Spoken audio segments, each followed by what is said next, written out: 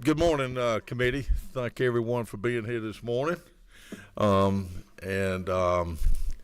like to ask Representative Cameron to open us with a word of prayer. What number have you got? 25. Wow. Heavenly Father, thank you for the day you've created and all the beauty that it has. Thank you for this committee. Thank you for the members and the fellowship that we have. Help us conduct business in accordance with your will, and give us the wisdom to make great decisions. And also thank you for this nice gift of the pecan pie. In Jesus' name, amen. Thank you so much this morning. As y'all see on our agenda this morning, we've got several bills, and this is our second committee meeting this week, so we're trying to get some bills before crossover, and thank you, committee, for your consideration in these, and we're going to kind of mix it up a little bit this morning. I see Chair Lady Camp here got a bill. Are you ready to do that one first? Before we get going, before we get in the bill, we've got some people, some guests I want to get be introduced this morning. And Representative Howard, would you take a stab at introducing some folks in the audience? Yes, thank you, Mr. Chairman. On behalf of me and Ms. Jacqueline Ford and Chairman Dickey, his lovely wife, Miss Cindy, serves alongside some of our other board members on the Georgia Agribusiness Council. And so if you're here with the Agribusiness Council, raise your hand this morning. So, and our the new first ever elected chair lady of the Georgia Agribusiness Council, Miss Donna Stewart, is responsible for the pecan or pecans. How do you say that, Miss Donna? You will give you the official naming. So. There you go. But thank you for this gift, and we'll. She's actually done. How many did y'all bring up here this morning, Miss Donna? 280. So she wanted to make sure we all got ours this morning on this committee, but she'll have them in the ante rooms for all the other members. So thank y'all again for being here. Thank you for all what you do, and Jake and Will do a great job representing y'all up here, and glad to have you. Thank you. I would second that. A great organization, Georgia Agribusiness Council. Thank y'all for being up here. And if y'all have not had a chance to eat one of these, taste one of these pies, y'all, it is out of this world. And it's we thank you, Donna, for doing this, and thank you, Will and Jake, for the great job y'all do helping me with this committee and all ag legislation that floats around this Capitol building. They are a great resource, and I appreciate the Georgia Agribusiness Council having them on site here every day at the Capitol during legislative session and afterwards, trying to promote and help agriculture in this state. And we've got a little bill later on that hopefully will help address that as well as we go forward. So thank y'all for being here. Anybody else want to say anything? If not, we'll move forward with Chair Lady Camp. Good morning. Thank you, Mr. Chairman. And again, thank you all of our friends in the audience, especially the Agribusiness Council, and thank you for this pie. I'm bringing you today, Mr. Chairman and members of the committee, House Bill 1408. We're looking at LC 600304. All right, so right now in the state of Georgia, the only individual who can administer a rabies shot is a veterinarian. This bill does one thing: it allows veterinary technicians under the direct supervision of a licensed veterinarian to administer rabies vaccines to animals that are required to be inoculated. Now, I don't know if any of you have ever done any research on what happens if you're bitten by an animal that has not been inoculated for rabies. They're observed for 10 days. You can be observed for 10 days, but if you have an overabundance of caution and don't want to get rabies, there's a series of shots that are extremely expensive and extremely painful. Unfortunately, someone near and dear to my heart had to have those shots, and they went through a lot of turmoil. Getting rabies vaccines in our state requires a veterinarian right now. All this bill does is allow technicians who are licensed in the state who work directly under them to administer these vaccines. It is a public health issue, and the Georgia Veterinarian Medical Association, the Georgia Department of Agriculture, and the Georgia Department of Public Health are supportive of this bill.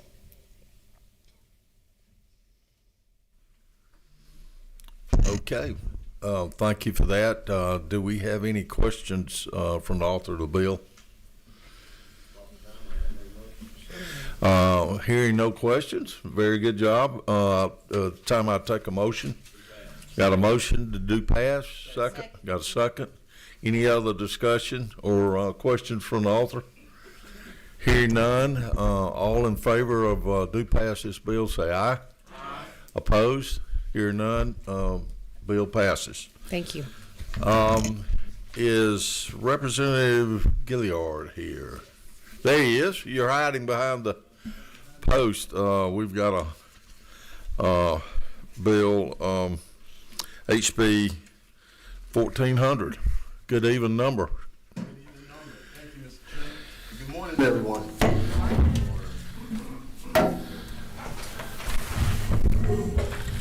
Mr. Chairman and members of this distinguished committee, I bring to you House Bill 1400. Could you tell us your LC number on that for the record? The LC 620388. Correct. Okay, that's what we have. Okay. Mr. Chairman and members of this committee, I want to confess on this morning that my prior career was in the recording industry. I know that's hard to believe. You and I talk about the peach industry and agriculture all the time, but I used to be in the industry. And so this is a bill, a simple bill that protects artists. Now I want you to picture this. There is an artist that's starting for the first time. They've got country blues, urban, hip hop, gospel. They've never been in the industry. And they get everything in line, their copyrights, all the above, and they get an opportunity to perform. This promoter says, I'm going to put you on the show. And the venue is about 30, seats about 30 people. And that promoter charges that artist $500 to appear on the show for 30 people. He also goes back and charges 9 additional people. Well, he just made about $5,000. This is a bill simply to protect the artists with integrity. When these intro or entry-level artists start, they have a great perception that I want to do as well, get to as many audiences, etc. If the promoter is going to provide an opportunity, it needs to be fair practices, like the Fair Practice Act of 1975. So this bill structures how the promoter should go about being fair. Number one, it should be a fair venue. In my city, we call them juke joints. There are only a few people that can fit in there. They're packed like sardines, and the artist is being taken advantage of. So it needs to be a fair venue. The promoter should tell the truth. I'm going to have you at the farm arena. We're estimating 8,000 people. In order to be on this show, I'm going to go to your manager, and I'm going to ask your manager, if you want to open up for the show, pay this fee. That does not go toward talent agencies or nonprofits. If a nonprofit says, I'm going to do a talent show, or I'm going to do a small concert, that does not relate to them. We're talking about licensed promoters. So it's a simple bill dealing with protection and fair practices for the artists. Okay. Representative Carter.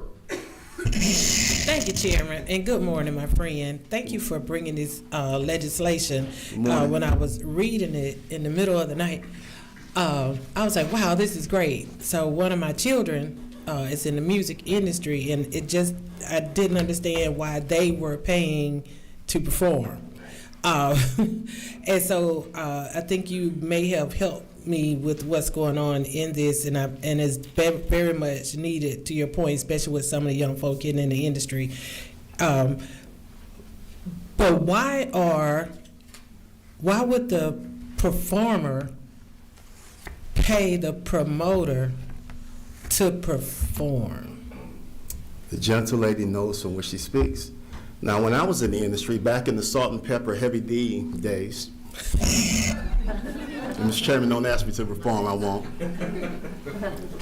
Our manager or the promoter asked us to be on the show, and they contracted us to perform.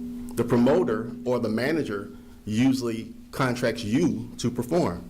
And so the industry has done a shift where they're taking advantage of a lot of young people. And with Georgia being in the forte of the entertainment industry, I don't know if y'all knew that Georgia is rising in entertainment in every genre. This is a great bill to protect that artist. Well, thank you. And Chairman, at the appropriate time, I'd love to make the motion, but I know some other folk have some questions. Okay, we've got lots of other questions. You might should have brought along a performer to sing to kind of promote this bill to this committee. I got it. I got lots of questions here. Yeah. Representative Osteen. Thank you, Mr. Chairman. You touched on one thing that I'm very interested in hearing. You said licensed promoter.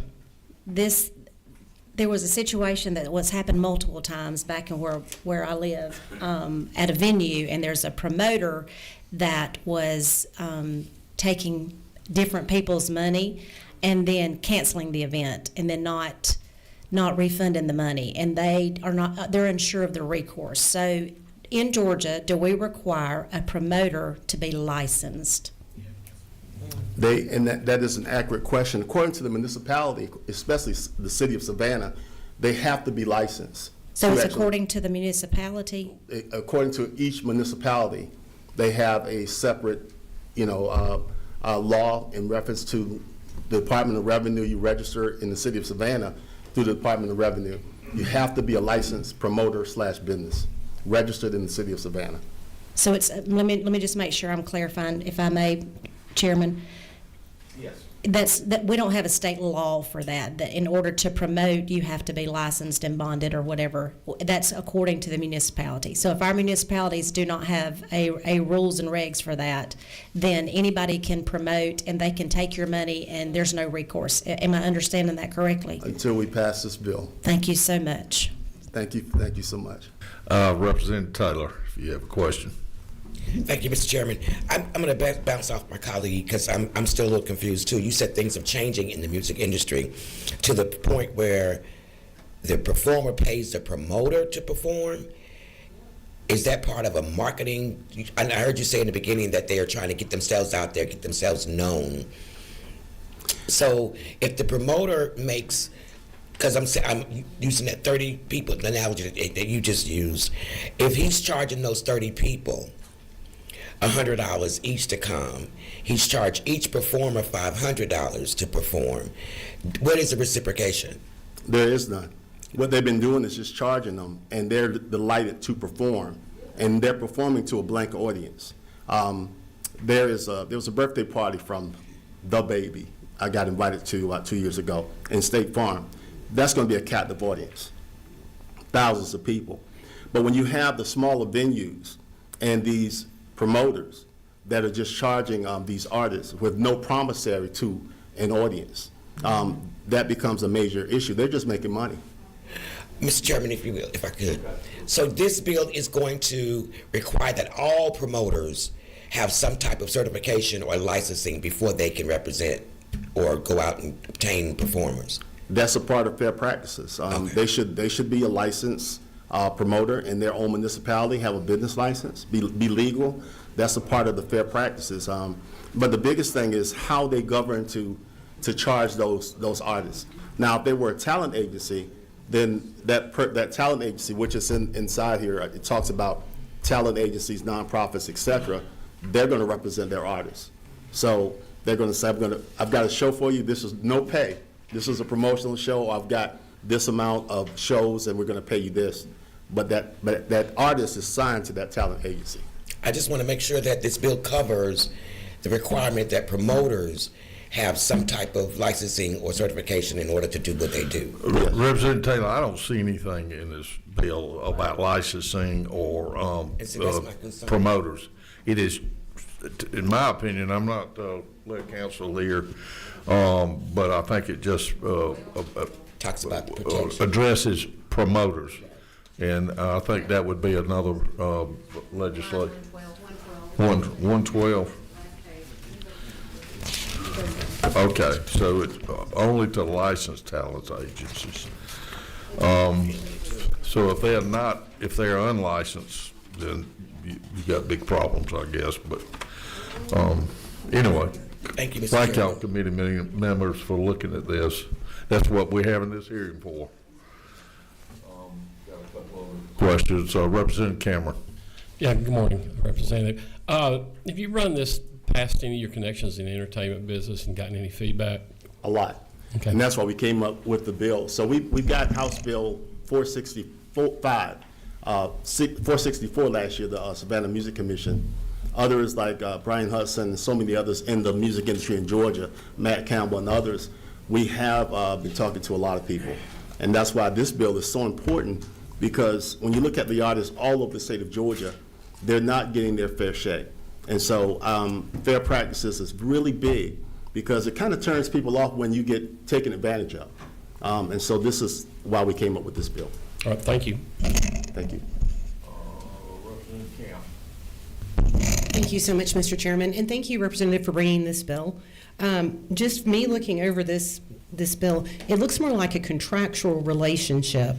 You don't specifically mention that the people have to be licensed, but licensure can be challenging because in every community there can be varying standards of licensure.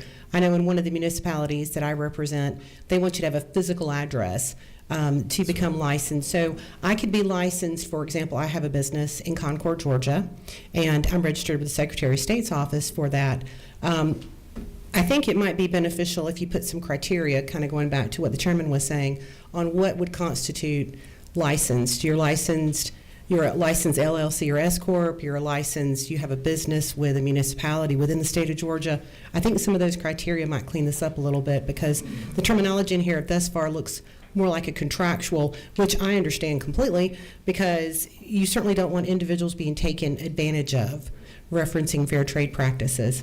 And I appreciate you bringing this bill. In the city of Savannah, which you represent, is it challenging to get a business license for something along these lines? What are the steps that somebody would have to take, for example? Now, the criteria is residency, projection on revenue, and then just the fair practices. When you do an event in the city of Savannah, you still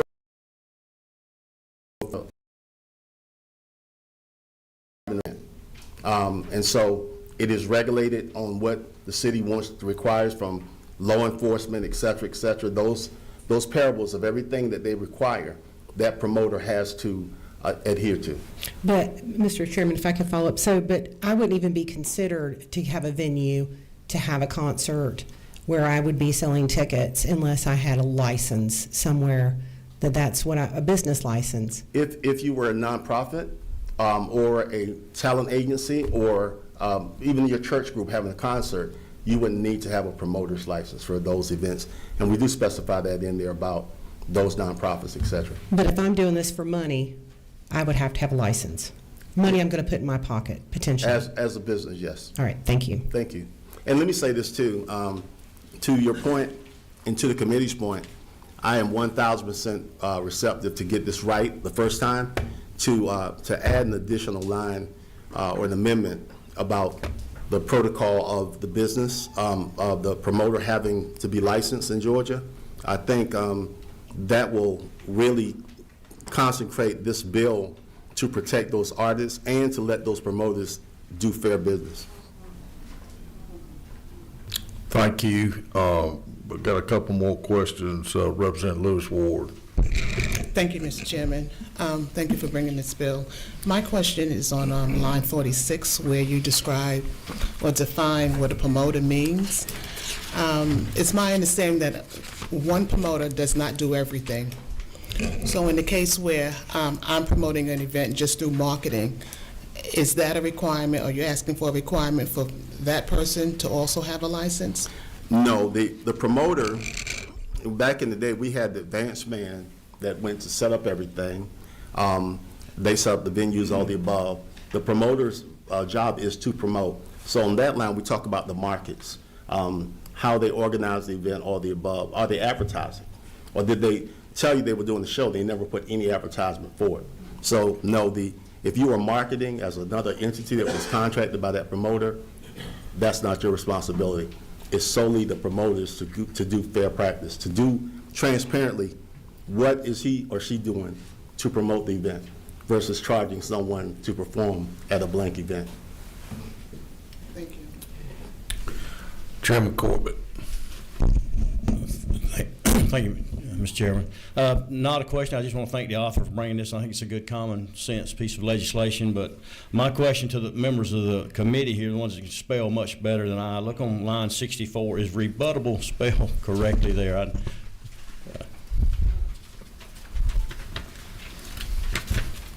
On line 64.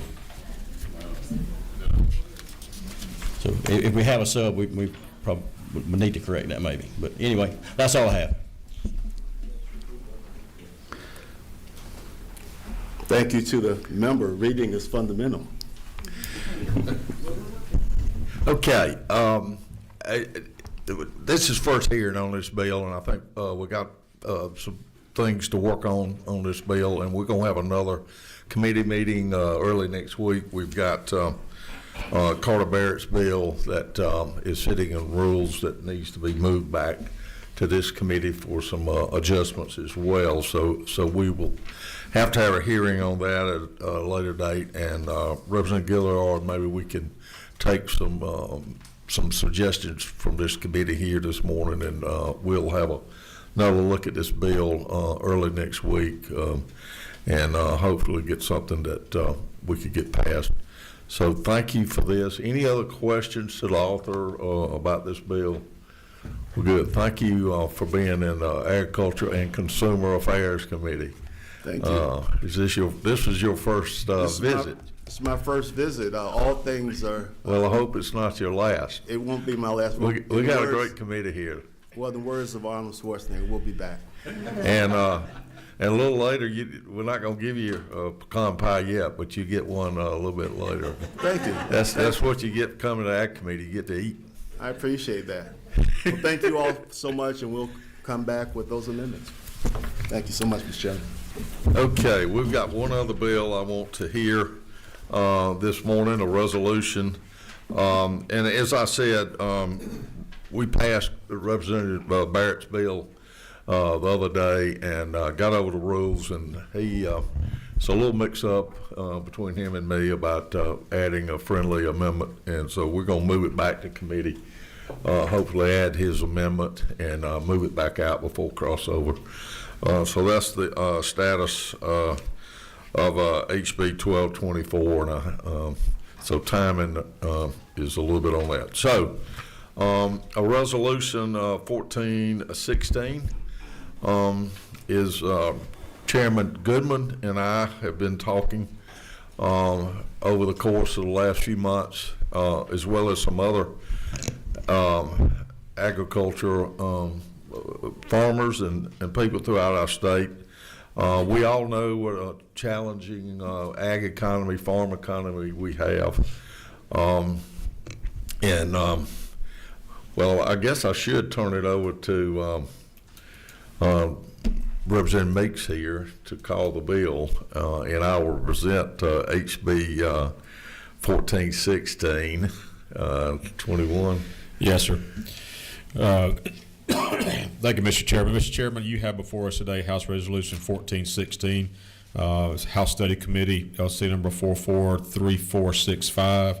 If you'll talk through that and tell us what it's about. Thank you.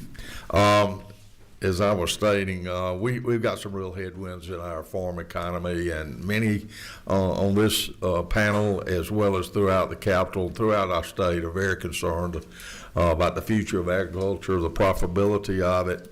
And so Chairman Goodman and I were discussing about what we could do after this session's over, looking forward. We're doing some things this year. We did some great things last year to help our farmers, to help our farm economy, agribusiness, very much affected all economy in rural Georgia. Anywhere Georgia's largest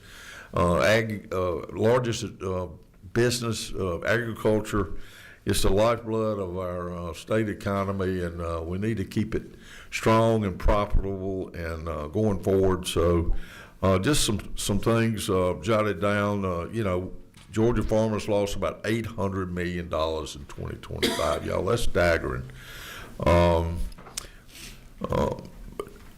Production costs have exceeded projected revenue the 11 out of the last 14 years, and USA had a $50 billion trade deficit in 25. The worst statistic that I've seen is 42% of Georgia farmers considered suicide in the past year.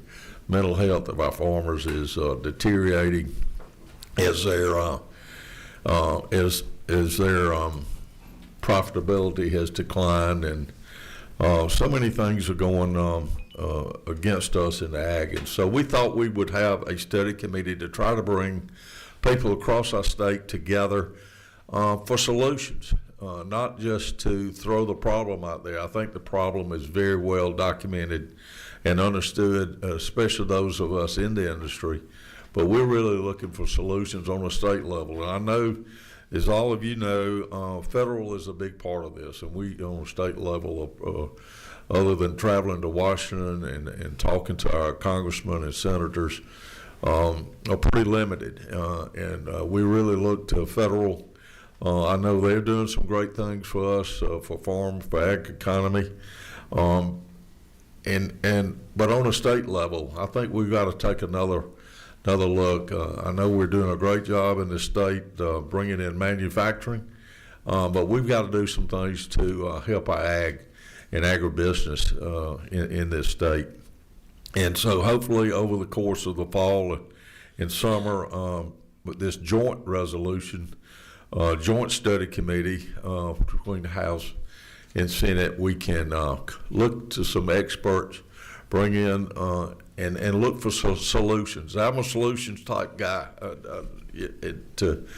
and I think this legislature is willing to look at some out of the box type things to help our biggest industry in this state. So that is what this resolution does. It's straightforward.